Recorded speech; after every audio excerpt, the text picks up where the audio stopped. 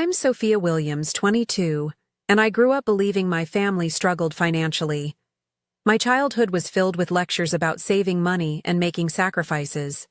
So imagine my shock when I discovered my parents had refused to help with my college expenses while secretly funding my sister's lavish lifestyle. I worked 3 jobs and took out loans while Amanda enjoyed a fully paid education and apartment in NYC. Everything changed when my grandfather uncovered their deception. If you're watching this right now, drop a comment letting me know where you're from, hit that like button, and subscribe to join me on this journey of betrayal and unexpected justice.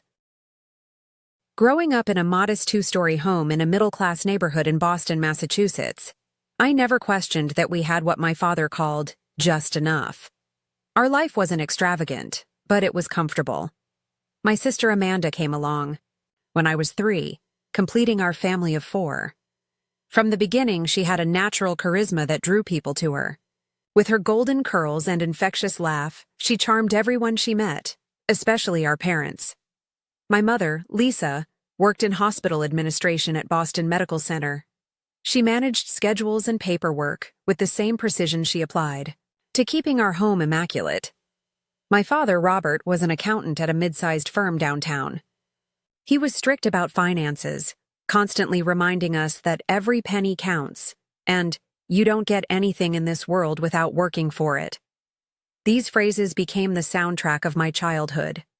The only person who seemed immune to Amanda's spell was my grandfather Harold, my father's dad. A retired business owner who'd built a successful chain of hardware stores throughout New England, Grandpa Harold lived just 20 minutes away in a comfortable house with a view of the harbor. He visited at least once a week, always bringing small gifts for both Amanda and me. When he caught me building elaborate structures with blocks at age 7, he started bringing me architecture magazines and books instead of toys.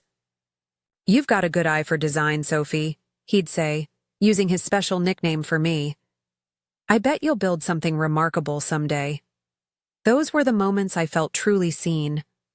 At home, praise was scarce for me, but abundant for Amanda. When I brought home straight A's in elementary school, my mother would briefly glance at my report card and say, "That's what we expect from you." But when Amanda managed to pull B's and C's, there were celebrations and ice cream outings. "Your sister needs more encouragement," my mother explained when I questioned this. "Learning doesn't come as easily to her as it does to you." I accepted this explanation, trying to suppress the flicker of resentment that sparked in my chest. After all, I didn't want to be the jealous older sister. So I doubled my efforts, joining the math club, the science club, and the school newspaper. Each achievement was met with the same lukewarm acknowledgement from my parents. The differences in our treatment became more obvious as we grew older. For my 10th birthday, I received a set of drawing pencils and a sketchbook. For Amanda's 10th birthday 3 years later, she got a lavish party at an indoor water park with 15 friends and a new tablet. When I mentioned the disparity, my father frowned. "We're in a better financial position now than we were when you turned 10, he explained. "Besides, you've never been interested in big parties." It was true that I preferred quiet celebrations, but I hadn't been given the option.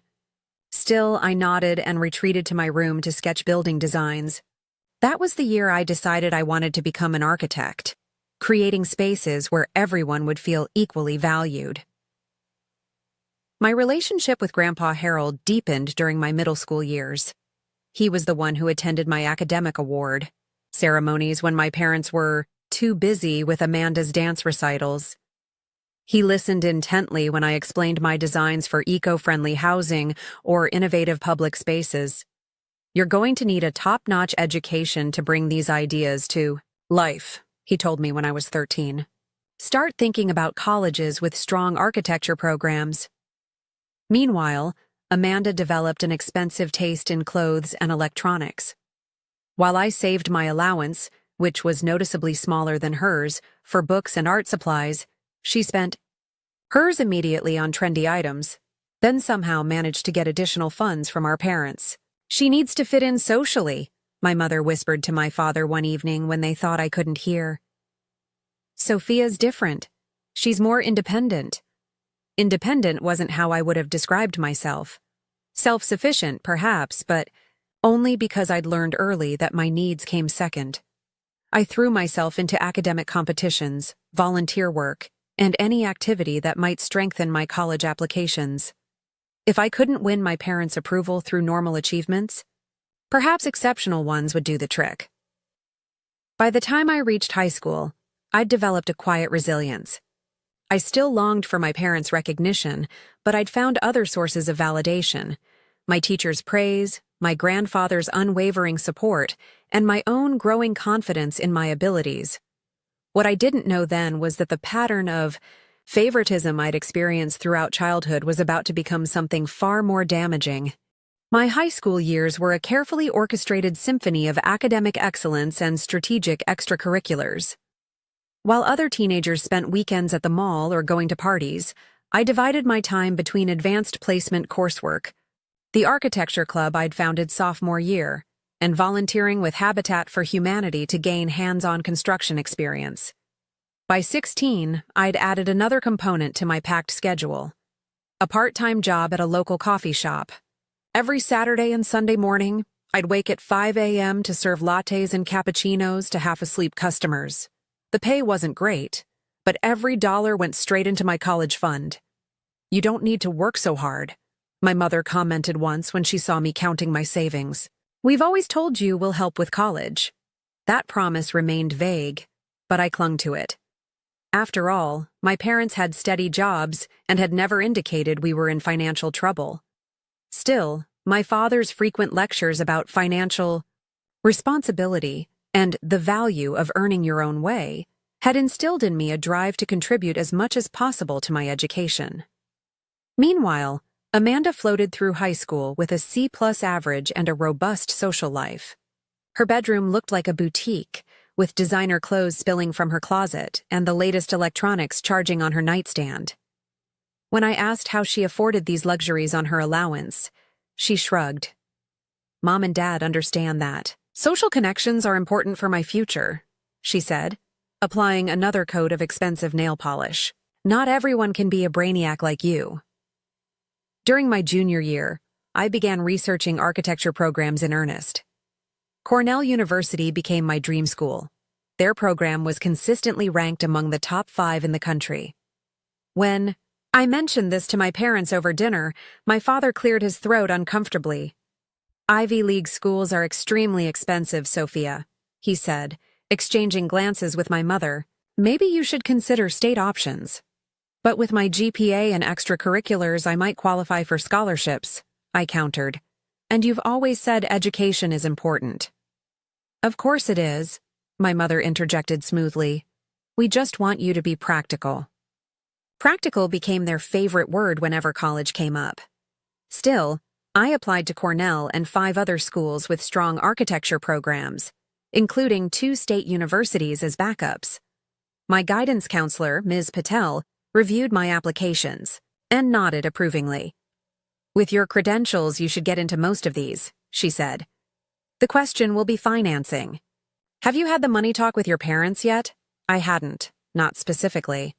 Whenever I tried to pin them down on numbers, they changed the subject or gave non-committal answers about seeing what we can manage when the time comes. The acceptance letters began arriving in spring of senior year. Cornell said yes, along with 3 other top programs. My hands trembled as I showed the Cornell letter to my parents, expecting at least this achievement would earn their enthusiasm. "We need to discuss this," my father said, his expression unreadable. "Let's talk after dinner." That evening became etched in my memory as the moment my world shifted. We sat at the dining room table, my Cornell acceptance letter between us like an unwelcome guest. "Sophia," my father began, folding his hands, "we're very proud of your acceptance, but we need to be realistic about finances. Your mother and I have reviewed our situation, and we simply can't afford to contribute to your college education." The statement hit me like a physical blow. "What? But you've always said—" "We said we'd help if we could," my mother interrupted. "But with the economy and our current obligations, it's just not possible." "What obligations?" I asked, my voice rising. We live in a paid-off house. Both of you have stable jobs. There are things you don't understand about adult finances, my father said dismissively.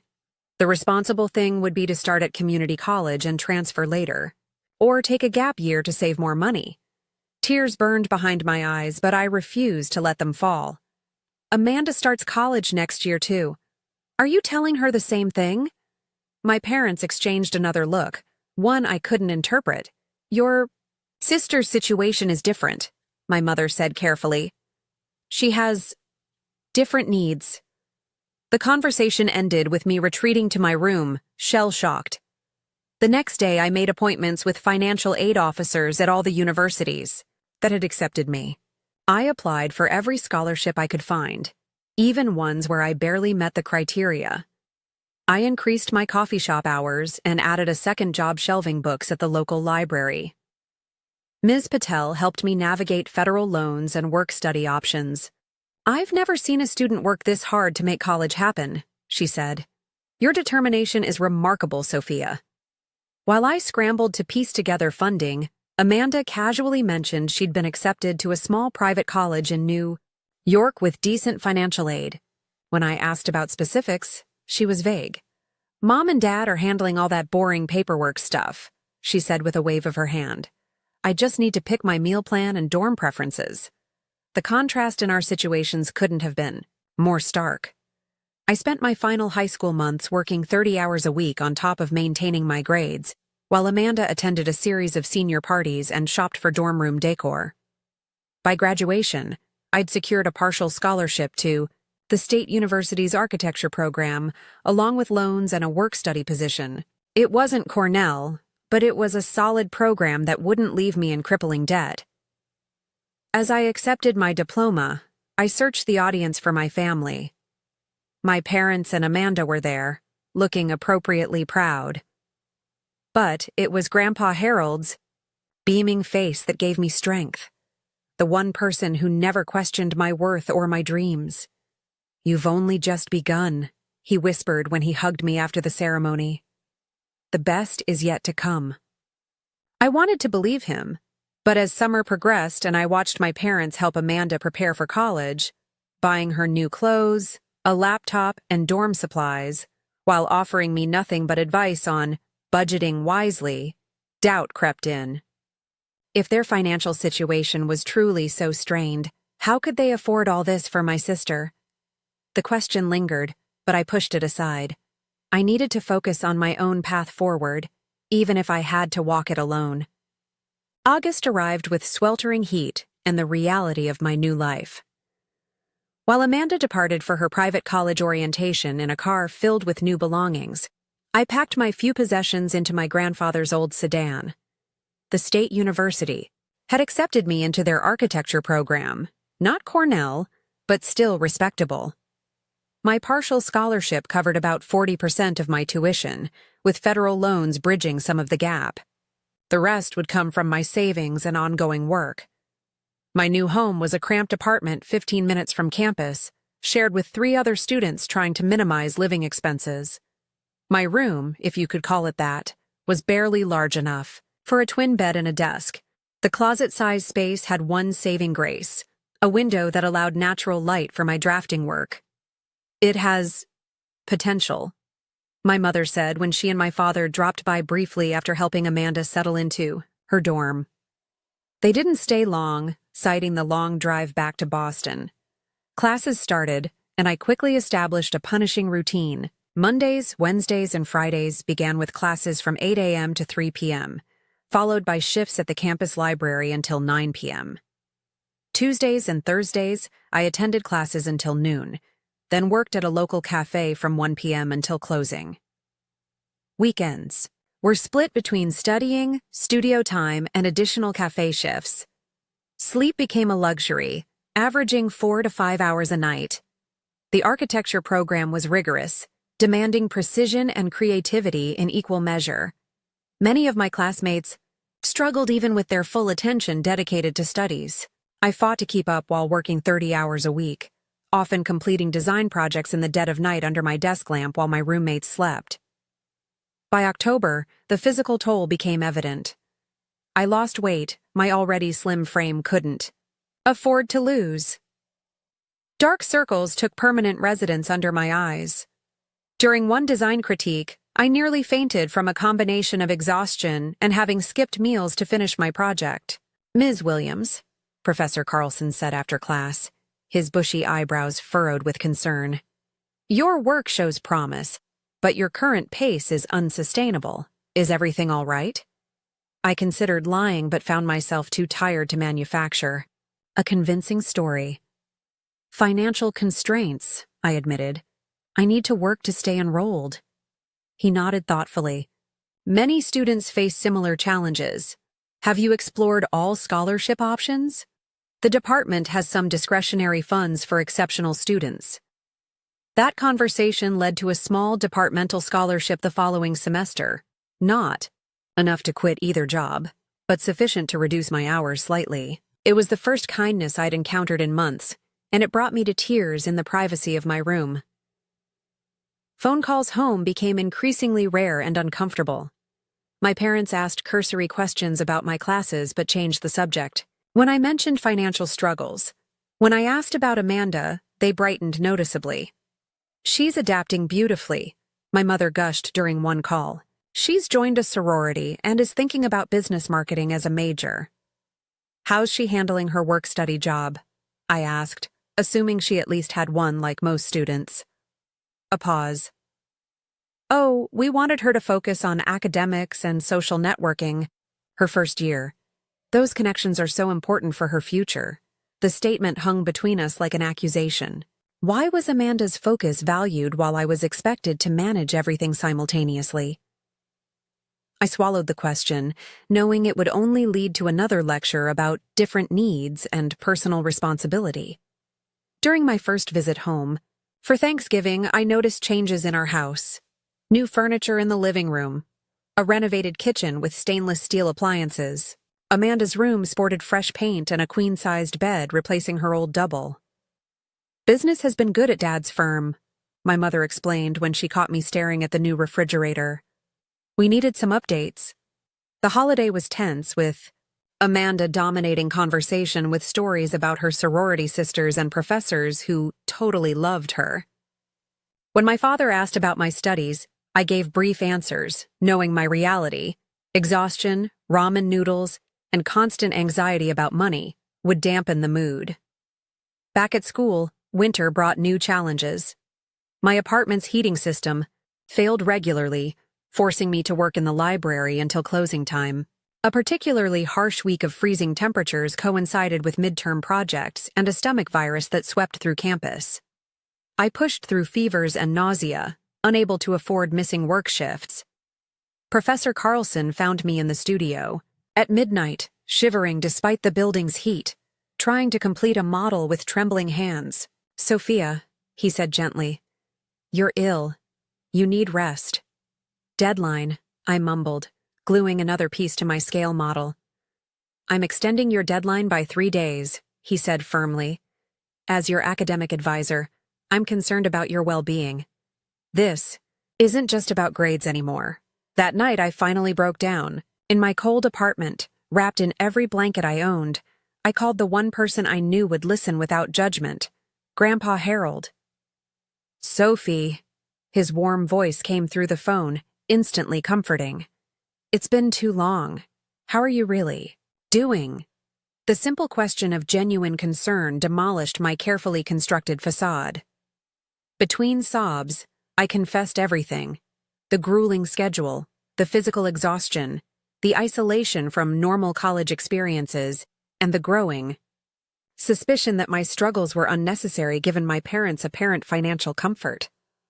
"This isn't right," he said after listening patiently. "Your parents told me they were contributing to your education. I specifically asked them about both you and Amanda." His revelation added confusion to my emotional turmoil. "Why would they lie to him? I'm sending you something," he said decisively. "Not charity, but an investment in your future. And I'll be looking into this situation more closely."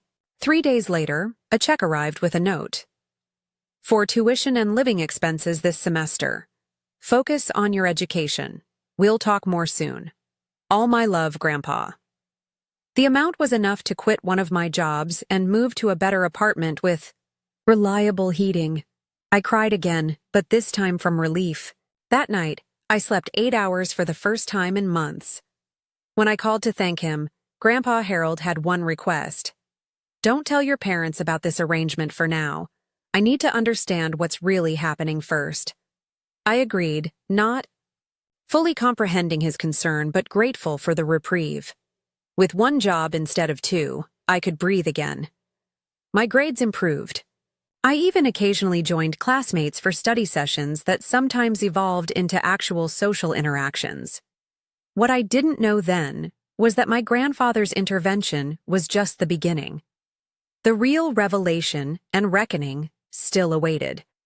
Spring semester progressed with a more manageable rhythm, thanks to Grandpa Harold's help.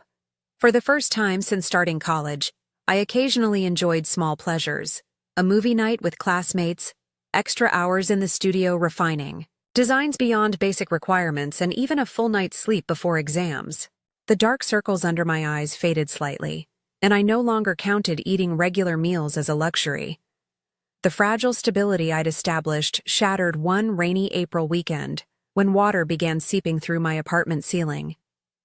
What started as a small leak quickly became a cascading disaster as a pipe burst in the unit above mine. Within hours, my bedroom was uninhabitable, my mattress soaked, and several architecture models damaged. The repairs will take at least 2 weeks, the building manager explained apologetically. Insurance will cover the damages, but you'll need alternative accommodation in the meantime. With final projects due and limited funds for a hotel, I reluctantly called home. My mother answered, sounding distracted. "Of course you can stay here," she said after I explained my situation. "Your father and I are leaving tomorrow for a conference in Chicago until Wednesday, but you can use your key." The timing seemed fortuitous. I could salvage my projects, dry out my belongings, and have a quiet space to work without awkward interactions with my parents. I packed what remained dry and drove the 3 hours to Boston. The house was empty when I arrived. I settled into my old bedroom, which remained largely unchanged since high school, a time capsule of my former life. After a hot shower and real meal, I spread out my damaged projects on the dining room table to assess what could be salvaged. Working late into the night, I needed more drafting paper. Remembering my father kept supplies in his home office, quietly opened the door to the room that had always been off-limits without permission during my childhood. The office was immaculate as always, with everything meticulously organized. I found the paper in a cabinet and was about to leave when I noticed a folder on his desk labeled Amanda College.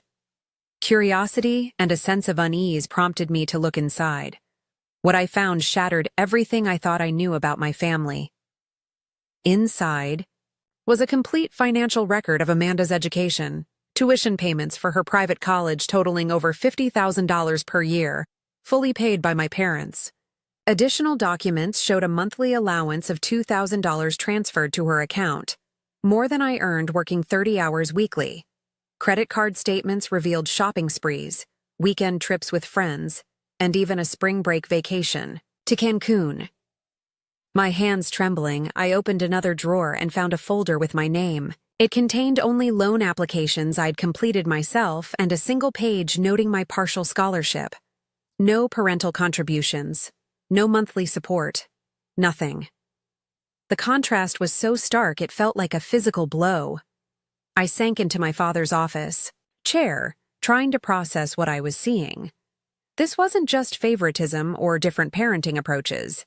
This was deliberate deception, but there was more. Another folder labeled Investments revealed my parents' true financial situation: substantial retirement accounts, investment properties I'd never heard about, and stock holdings worth significant sums. A bank statement showed a healthy 6-figure balance in their main account. The tight finances they'd claimed when refusing to help with my education were entirely fabricated. Even more shocking was a document detailing a fully furnished apartment in Manhattan's Chelsea neighborhood, purchased 2 years ago and maintained for Amanda's weekend use while attending college upstate. The document noted it was conveniently located near her internship, an internship I'd never heard mentioned. Receipts for furnishings totaling thousands of dollars were paperclipped to maintenance fee statements. Meanwhile, I'd been sleeping on a second-hand mattress in an apartment with unreliable heating. I found myself methodically taking photos of each document with my phone, hands operating independently from my numb mind. I couldn't fully comprehend what I was seeing, but some part of me knew I needed evidence. Most devastating was finding old tax returns that showed my parents' income had actually increased significantly during my senior year of high school, precisely when they claimed financial hardship made it impossible to help with my education. The sound of a car in the driveway jolted me back to reality. Quickly returning everything to its exact position, I slipped out of the office just as keys jangled in the front door. "Sophia?" my mother called, stepping inside. "We caught an earlier flight since the last day of the conference was canceled." "Hi, Mom?" I managed, my voice surprisingly steady despite the storm raging inside me. "Thanks for letting me stay." "Of course, honey," she said, giving me a quick hug that I had to force myself not to recoil from. "Is everything okay? You look pale." "Just tired from dealing with the apartment situation," I lied, unable to meet her eyes. My father entered carrying their luggage. "Hello, Sophia. Sorry about your apartment troubles." I nodded, suddenly hyper-aware of every gesture, every word. These people who had raised me, who should have supported me equally with my sister, had deliberately set me up to struggle while lavishing Amanda with everything. The betrayal was so profound I couldn't begin to process it in their presence. "Think I'll go to bed early," I said, retreating to my room where I sat motionless on the edge of my bed, staring at nothing. Sleep evaded me that night. Questions circled like vultures. Why did they do this? What had I done to deserve such treatment? Was their love conditional on something I couldn't provide? The harsh reality that maybe they simply didn't value me as much as my sister was too. Painful to accept. By morning, I'd made a decision. I couldn't confront them yet, not while emotionally raw and dependent on their roof. I needed time to think, to plan, to understand the full scope of their deception. I told them my apartment manager had called with news that emergency repairs were progressing faster than expected, allowing me to return early. The lie came easily, surprising me with how natural it felt to deceive them after discovering their years of lies. "Are you sure you need to rush back?" my mother asked, seemingly concerned. "You've hardly been here." "I have projects due," I replied, already packing my belongings. "Thanks for letting me stay." The drive back to school passed in a blur. Tears finally came once I was alone on the highway, great heaving sobs that forced me to pull over twice when my vision blurred too much to drive safely. By the time I reached campus, exhaustion had replaced the acute pain with a dull, hollow feeling. I checked into a cheap motel with my limited emergency fund, laid on the bed fully clothed, and stared at the water-stained ceiling. The foundation of my understanding of my family, my childhood, and myself had crumbled completely. Everything I'd attributed to financial necessity, the extra jobs, the loans, the sacrifices, had been artificial hardships imposed by the people who should have protected me. As dawn broke, one certainty emerged from the emotional wreckage. This deception couldn't continue unchallenged, but I needed an ally, someone with leverage and perspective. I reached for my phone and called Grandpa Harold. For 2 weeks after my discovery, I moved through life like a sleepwalker. I attended classes, completed assignments, and worked my remaining job with mechanical precision while internally processing the betrayal. The motel drained my finances until my apartment became habitable again, adding financial stress to emotional trauma. My roommates noticed the change. "Are you okay?" Mia asked one evening. "You seem different since the flood." I managed a weak smile. "Just tired. Final projects and everything." The truth remained locked inside. too raw to share with anyone except Grandpa Harold. Our initial phone conversation had been brief. I couldn't bring myself to explain everything without breaking down. He immediately sensed something was seriously wrong. "I'm coming to see you this weekend," he said firmly. "Whatever this is, you shouldn't face it alone." When Saturday arrived, I met him at a quiet cafe off campus. The moment I saw his familiar face, kind eyes creased with concern, silver hair neatly combed, something inside me cracked. He hugged me tightly as I fought back tears. "Now," he said once we were seated with coffee, "tell me everything." I did, starting with my parents' refusal to help with college and ending with the documents I'd discovered. I laid out the entire deception. I showed him the photos I'd taken, irrefutable evidence of the disparity between my parents' claims and reality. Grandpa Harold's expression shifted from disbelief to anger as he examined each image. When I finished, he sat silently for several moments, hands clasped tightly on the table. "I've been a fool," he finally said, voice low with controlled fury. "When your father told me they were supporting both you girls equally but that you insisted on being independent, I believed him. I shouldn't have." "They told you what?" My shock was genuine. "They've been lying to you too?" He nodded grimly. "For years, apparently. After our conversation when you were sick, I asked directly how much they were contributing to your education. Robert assured me they were covering half your tuition, but that you were determined to make your own way. For the rest, the depth of my parents' deception expanded with this revelation. They hadn't just lied to me, they'd created an elaborate fiction for everyone." "There's something else you should know," Grandpa Harold continued. "I've been providing financial support to your parents for years, contributions to what I thought was both your and Amanda's education fund. Your grandfather made good investments, Sophie. I'm not wealthy by any measure, but I've always prioritized helping with my grandchildren's futures." The revelation hit me like a physical blow. My parents had taken money intended partially for my education and diverted it entirely to Amanda's, while forcing me into debt and exhaustion. "Why would they do this?" I whispered, the question that had haunted me for weeks. Grandpa Harold shook his head slowly. "I don't know, but it's time we found out. This stops now." We spent hours developing a plan, though my instinct was to confront my parents immediately. Grandpa Harold suggested waiting until Thanksgiving, now just 3 weeks away. "You need to finish your semester strong," he insisted. "Your education comes first. Besides, Amanda will be home then. She deserves to know the truth too. She's as much a victim of their manipulation as you are, just in a different way." The bow. Intervening weeks passed with excruciating slowness. I threw myself into final projects, channeling my anger and hurt into my work. Professor Carlson commented on the emotional depth suddenly evident in my designs, unaware of its source. I avoided calls from my parents, texting brief responses about being busy with end-of-semester work. Each message from them now seemed suspect, their expressions of pride or interest hollow, knowing what I did about their true feelings. Thanksgiving arrived cold and clear.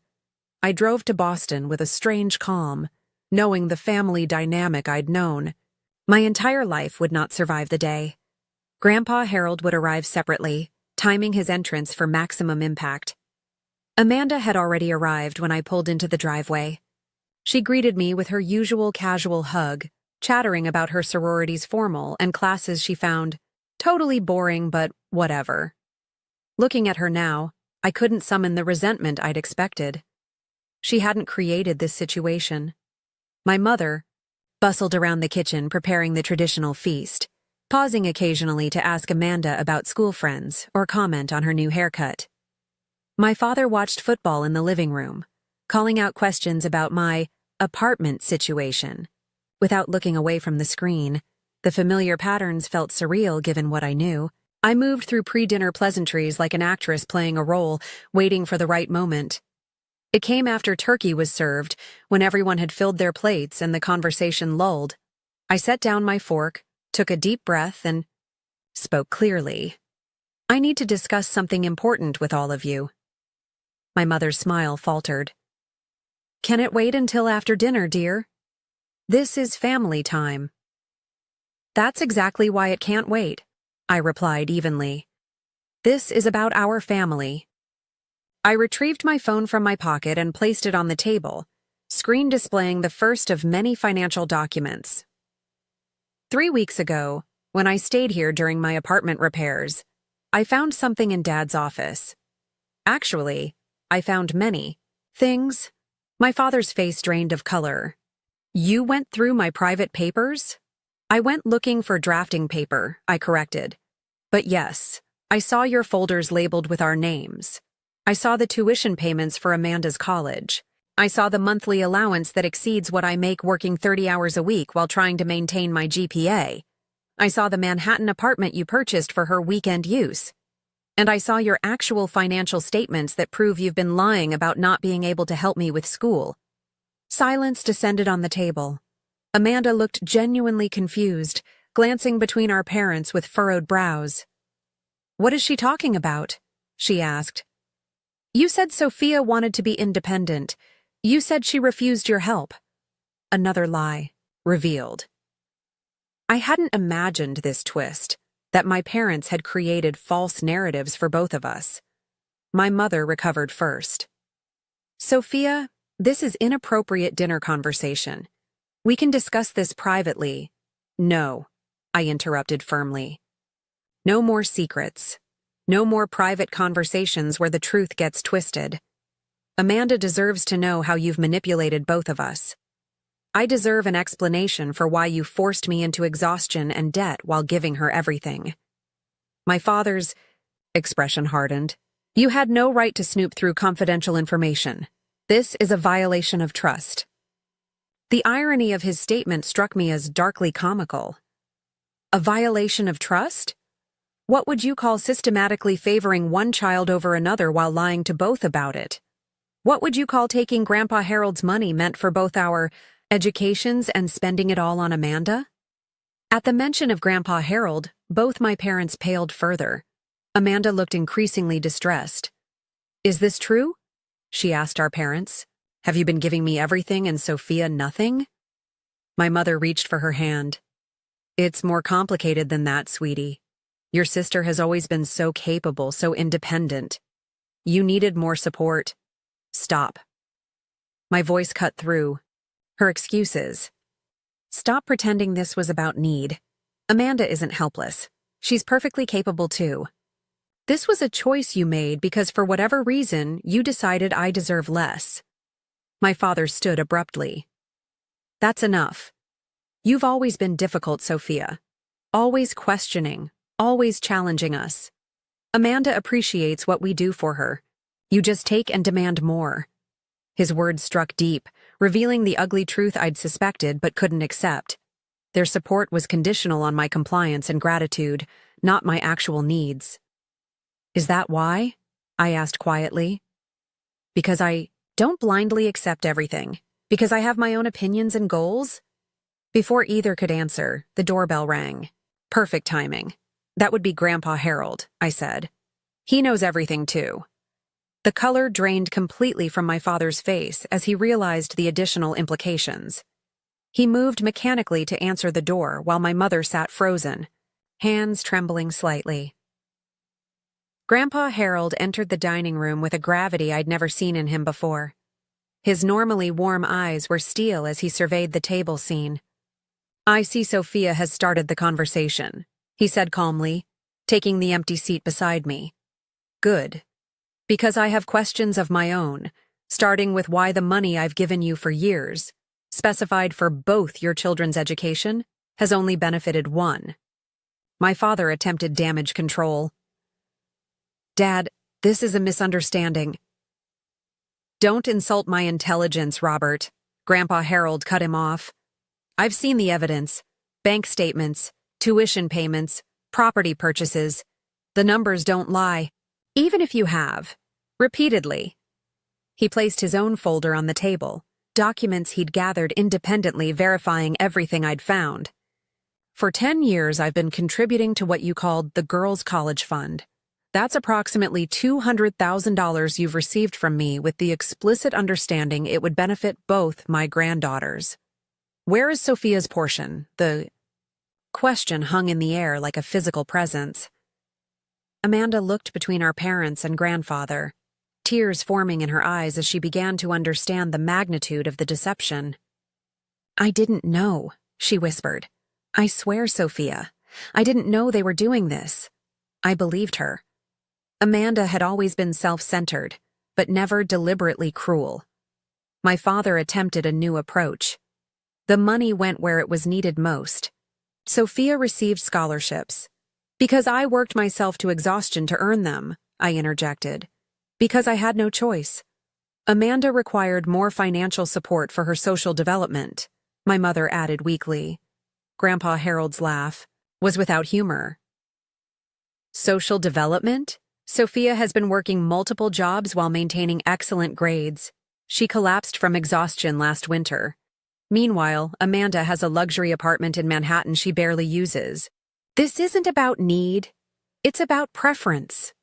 The harsh truth silenced the room again. Amanda pushed her plate away, looking nauseated. "I've made a decision," Grandpa Harold continued after a moment. "Since you've misappropriated funds I intended for both girls, I'll be handling their support directly from now on. I'm establishing independent trusts for each of them. Money you cannot access or control." My father's face flushed with anger. "You can't do that. We're her parents. Parents who have betrayed their daughter's trust in the most fundamental way," Grandpa Harold replied evenly. "And I absolutely can do this. My alternative option is to pursue legal action regarding the misappropriation of funds I provided under false pretenses. Would you prefer that route?" The threat landed with devastating force. My father, an accountant intimately familiar with financial law, understood the implications immediately. "Additionally," Grandpa Harold continued, "any future financial support from me will be contingent on equal treatment of both your daughters. If I see continued evidence of this favoritism, you'll receive nothing further from me. Not for retirement, not for emergencies, nothing." The ultimatum transformed my parents' expressions from defensive to alarmed. They'd never expected consequences for their actions, certainly not financial ones that would affect them directly. I looked at Amanda and saw tears streaming down her face. "I'm so sorry," she whispered to me. "I never would have accepted all this if I'd known what they were doing to you." For the first time in years, I felt genuine connection with my sister. We'd both been manipulated, cast in roles not of our choosing. She as the needy, favored child. Me as the neglected, independent one. "This isn't your fault," I told her honestly. "You didn't create this situation." As the confrontation continued around us, my parents scrambling to justify their actions, Grandpa Harold systematically dismantling each excuse, Amanda moved to sit beside me, taking my hand under the table in silent solidarity. The Thanksgiving dinner sat forgotten, turkey growing cold as years of deception were finally exposed to light. The family I thought I had never existed. But as painful as this revelation was, it cleared the way for something potentially more valuable: truth. The days following Thanksgiving brought seismic shifts in every relationship within our family. I returned to campus to complete final projects and exams, operating on autopilot while processing the emotional aftermath of the confrontation. Grandpa, Harold kept his word, immediately establishing separate trusts for Amanda and me. Mine provided enough to cover tuition, housing, and basic expenses, allowing me to reduce my work hours to a manageable 10 per week. "This isn't a handout," he clarified during a long phone call. "It's what should have been yours all along. Use it to excel, not just survive." My parents' reaction evolved in stages. Initially, there were desperate attempts to justify their actions. Through lengthy emails explaining their parenting philosophy and how they believed they were preparing me for the real world. When those went unanswered, they shifted to anger. with my father sending a particularly biting message suggesting I'd manipulated Grandpa Harold against them. Finally, when their attempts at controlling the narrative failed, they attempted reconciliation through carefully worded apologies that acknowledged the perceived unfairness without truly accepting responsibility for the deliberate deception. I let these messages accumulate unread after the first few. I needed space to determine my own feelings before engaging with their explanations or apologies. The most surprising aftermath came from Amanda. 3 days after Thanksgiving, she appeared at my apartment door unannounced, eyes red from crying, clutching a duffel bag. "I couldn't stay there," she explained as I let her in. "Not after knowing what they did to you. Can I crash here for a few days?" Those few days turned into 2 weeks of honest conversations that bridged the gulf our parents had created between us. Amanda was confronting uncomfortable truths about her upbringing and her role in our family dynamic. I always knew I was favored, she admitted one evening as we shared takeout on my small couch. "But I thought it was because I needed more help than you. They always described you as this super capable person who had everything together, while I was the one who needed extra support." "They constructed completely different narratives for each of us," I said, passing her the container of noodles. "They told me you needed special support while expecting me to be completely self-sufficient. They told you I wanted independence while making me work to exhaustion." Amanda nodded, pushing food around with her chopsticks. "The worst part is realizing how much I bought into it. I never questioned why I deserved all these advantages. I just accepted them as my due." Her self-awareness surprised me. The sister I'd known had always seemed oblivious to privilege, taking extras as her birthright. This new reflective Amanda was someone I could potentially connect with as an equal. During her stay, she made a decision that shocked me. She would transfer to a state university with her trust fund, move out of the Manhattan apartment, and get a part-time job. "I need to learn who I am without all the excess," she explained. "And I need to know I can succeed on my own merits." When she returned to pack her dorm room before the holiday break, she informed our parents of her decision. According to her texts, they reacted with disbelief and attempted to dissuade her, which only strengthened her resolve. As for me, the spring semester began with transformative changes. With adequate financial support, I moved to a small but well-maintained apartment closer to campus. I reduced my work hours to focus primarily on my education. Most importantly, I started sleeping regularly and eating proper meals. Basic self-care that had been impossible during my years of overwork. The change was immediately evident in my academic performance and mental health. Professor Carlson commented on the remarkable evolution in my design work, which now demonstrated both technical precision and creative vision. I found myself participating more in class discussions and studio critiques, no longer too exhausted to engage. I also began seeing a campus therapist to process the years of familial betrayal. Dr. Lin helped me understand that my parents' treatment wasn't a reflection of my worth, but a manifestation of their own dysfunction. "What they did says nothing about your value and everything about their limitations," she explained during one particularly difficult session. "Children aren't supposed to earn parental support. It should be freely given." These insights helped me gradually release the shame and self-doubt I'd carried for years. The nagging question of what I'd done wrong, or what was inherently unlovable about me that caused my parents to withhold support. My relationship with my parents remained distant but civil. After 2 months of limited contact, I agreed to a phone call where I established clear boundaries. "I'm not ready to pretend everything is normal," I told them. "I need time and evidence of real change before I can consider rebuilding trust." My father bristled at the word evidence, but my mother seemed to understand the fundamental breach that had occurred. For the first time, she didn't offer excuses or minimizations. "We failed you," she said simply. "I failed you as a mother. I can see that now, and I'm truly sorry." Whether this represented genuine insight or another attempt at manipulation remained to be seen, but I acknowledged her words with cautious appreciation. Meanwhile, Amanda's transformation continued. She transferred to a university in a neighboring state, moved into a modest apartment with 2 roommates, and secured a campus job in the admissions office. We spoke weekly, our conversations growing increasingly open and supportive. "I'm struggling with statistics," she confessed during one call. "I've never had to work this hard at school before." "Want me to help?" I offered. Math was always my strong suit. These tutoring sessions became regular video calls where we not only tackled her coursework, but continued healing our relationship. The contrast with our previous dynamic was striking. Instead of competition and distance, we were developing genuine sisterly support. Grandpa Harold remained my steadfast ally throughout this period of change. He visited monthly, reviewing my portfolio and offering perspective gained from his own experience navigating family conflict. "Your parents aren't evil people," he told me during one visit. "They're deeply flawed people who made terrible choices. Understanding that distinction helps you heal without carrying hatred." His wisdom proved valuable as I navigated complex emotions about my family.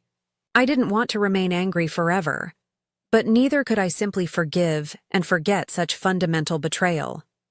By the end of spring semester, I'd achieved the highest GPA of my academic career and received a prestigious summer internship with an architectural firm specializing in sustainable design.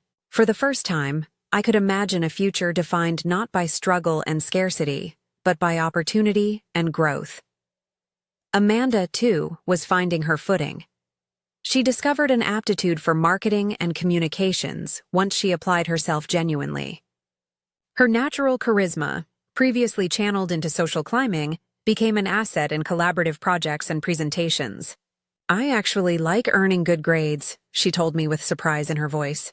"It feels completely different when I know I did the work myself." Our parents watched these developments from a distance, occasionally attempting to insert themselves, but largely respecting the boundaries we'd established. I learned from Grandpa Harold that they had entered marriage counseling and financial therapy, small steps toward addressing the dysfunction that had shaped our family. As summer approached, I faced an unexpected opportunity that would cement my transformation from victim to architect of my own future.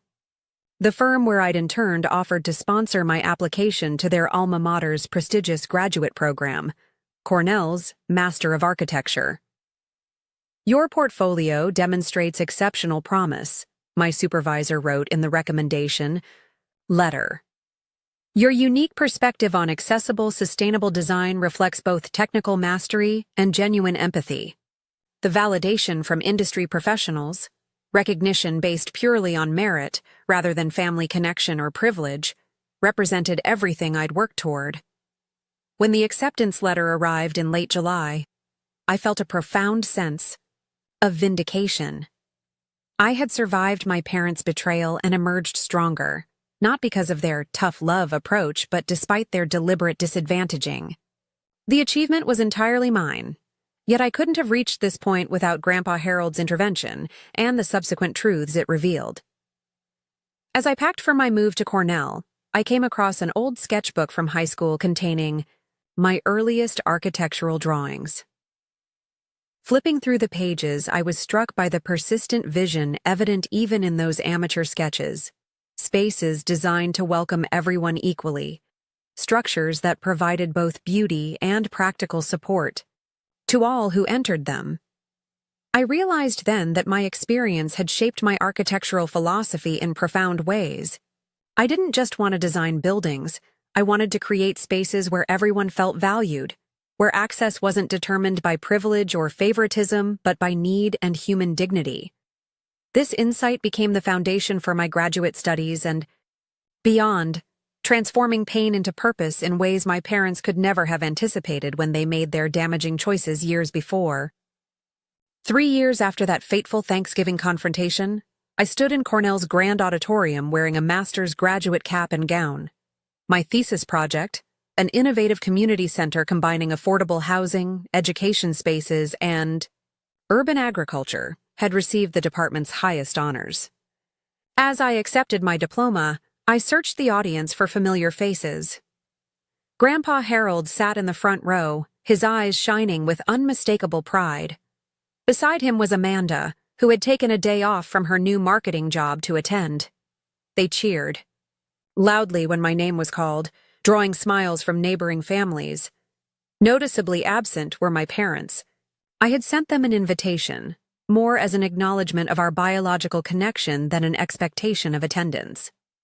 Their response, a congratulatory card with a check I promptly returned, suggested they still didn't fully understand the nature of the wound they'd inflicted or what genuine healing would require. The journey to this graduation stage had been transformative in ways that transcended academic achievement. Cornell's program had challenged and nurtured me, allowing my architectural vision to mature without the constant weight of financial anxiety. My designs had evolved from technically proficient to genuinely innovative, incorporating principles of equality and accessibility that reflected my personal philosophy. After the ceremony, Grandpa Harold embraced me tightly. "Your grandfather would have been so proud," he said, voice thick with emotion.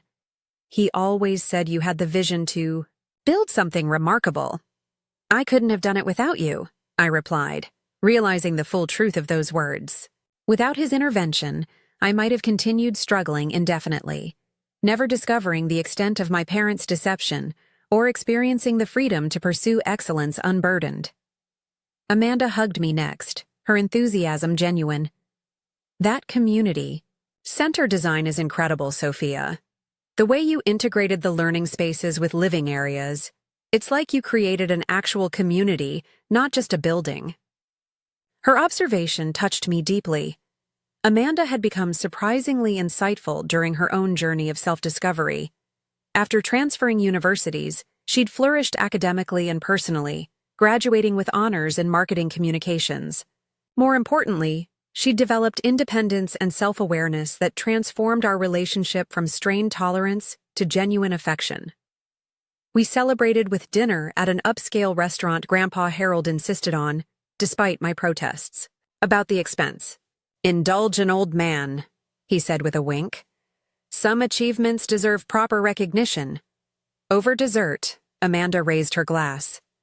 "To Sophia, the first Williams to earn a master's degree, and definitely the most determined person I know.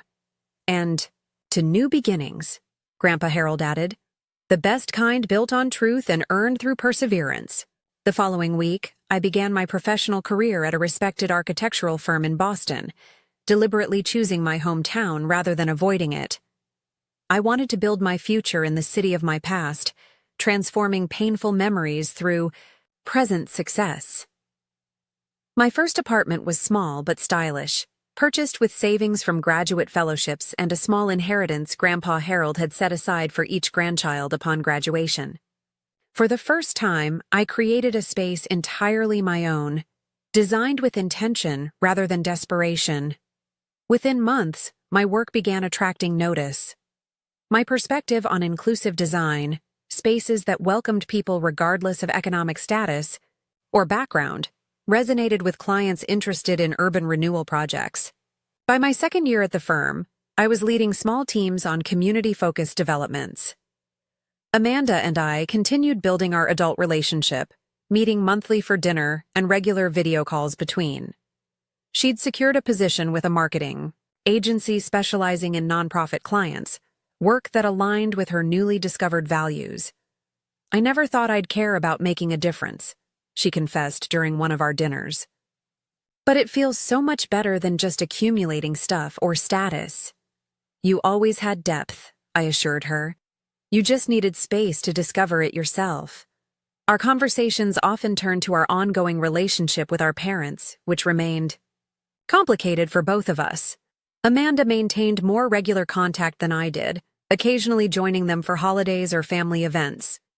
"They're trying, in their way," she reported after one such visit. "Dad still struggles with admitting how wrong they were, but Mom seems genuinely regretful." My own interactions remained limited and carefully boundaried. Occasional lunch meetings with my mother revealed a woman attempting to understand her. Mistakes, but still fundamentally shaped by the beliefs that led to them. "We thought we were doing what was best," she said during one such meeting. "We believed you were stronger, more capable of handling independence." That's the problem, I replied gently. You confused stronger with deserving less support. Being capable doesn't mean needing less love or practical help. These conversations never fully resolved our differences, but gradually built a fragile bridge of understanding. I didn't seek close reconnection, having built a fulfilling life with chosen family, friends, mentors, and colleagues who valued me unconditionally. Grandpa Harold remained central to this chosen family until his health began declining in my third postgraduate year. When he was diagnosed with congestive heart failure, I temporarily reduced my work hours to help with his care. During those precious months, our roles reversed as I supported the man who had changed the trajectory of my life. Do you regret confronting them? He asked one afternoon as we sat in his garden. Your parents, I mean. I considered the question carefully. No. Living with the truth, however painful, is better than living with lies. The confrontation freed both Amanda and me to become who we really are. He nodded slowly. That's the thing. About truth, it doesn't create problems, it reveals them. Problems that already existed but were hidden. This insight became increasingly meaningful as I continued building my professional reputation. Transparency and integrity became hallmarks of my architectural practice and personal relationships. I developed a particular focus on projects serving first-generation college students, designing campus spaces that supported their unique challenges. When approached by my alma mater to create a residence hall specifically addressing needs of working students, I accepted immediately. The design incorporated flexible study spaces, built-in time-saving amenities, and natural light prioritized for mental well-being. All elements I would have benefited from during my own undergraduate struggles. At the building's dedication ceremony, I was asked to speak about my inspiration. Without naming names or specific circumstances, I shared the essence of my experience. Educational spaces should never reinforce inequality, I told the audience of administrators, donors, and students. They should actively work to dismantle it. This building is designed to honor the extra effort many students make just to be here, and to ensure that effort is directed toward learning rather than mere survival. The speech received unexpected media attention, leading to a series of articles about accessibility in higher education. This visibility brought an invitation to establish a scholarship fund through the university for students working while pursuing architectural degrees. With Grandpa Harold's guidance, I structured the fund to provide not just tuition assistance, but stipends for living expenses, addressing the holistic challenges I had faced. When Grandpa Harold passed peacefully the following spring, his legacy extended far beyond the financial support he'd provided. He had taught me that justice sometimes requires disruption, that boundaries are necessary for healing, and that true family is defined by actions rather than blood. His funeral brought my first extended interaction with my father in years. Standing awkwardly beside the coffin, Robert Williams looked simultaneously older and smaller than I remembered. Your grandfather was very proud of you, he said, breaking the uncomfortable silence between us. He talked about your work constantly. He was the parent I needed when you and Mom couldn't be, I replied without anger, simply stating a truth we both recognized. My father nodded, something like genuine regret crossing his features. I know, and I'm sorry for that, sorrier than I can express. It wasn't a comprehensive apology or full acknowledgement of the harm done, but it was perhaps the most honest communication we'd shared in years. I accepted it with a nod, neither demanding more nor dismissing the offering. As I approach my 30th birthday, I've come to understand that healing isn't a destination, but a continuing journey. The injustice I experienced shaped me profoundly, but it doesn't define me. The buildings I design, the scholarship recipients I mentor, and the relationships I nurture reflect choices I've made rather than reactions to my parents' failures. Amanda and I have developed a relationship neither of us could have imagined during our childhood. One based on mutual respect and genuine affection rather than competition or resentment. She recently confided that she's considering graduate school herself, having discovered academic interests beyond what our parents ever encouraged. I keep thinking about what I might have accomplished if I'd applied myself from the beginning, she admitted during a weekend visit to my home. Don't go down that road, I advised. We can't change the past, only build something better going forward. This perspective governs my ongoing relationship with our parents as well. I've established careful boundaries that protect my well-being, while allowing for limited, structured interaction.